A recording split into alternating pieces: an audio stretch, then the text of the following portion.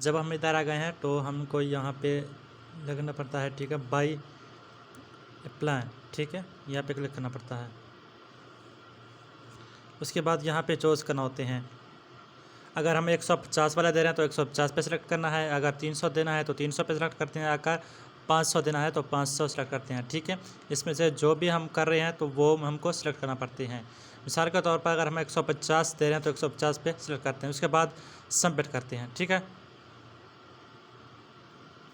Submit करने के बाद अब यहाँ पर हमारे पास नंबर आ गए हैं, ठीक है।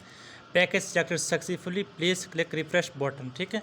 अब यहाँ पे हमको अगर हम जायज़ कैश में सेंड करना चाहते हैं तो ये जायज़ कैश का नंबर है, ये हम कॉपी कर लेते हैं। अगर इजी पैसा में सेंड करना करते हैं तो ये इजी पैसा का नंबर है, तो इजी पैसा का नंबर हम यहाँ से कॉपी करते हैं, अपने इजी पैसा अकाउंट पे जाकर इसके पास बैलेंस भेजते हैं।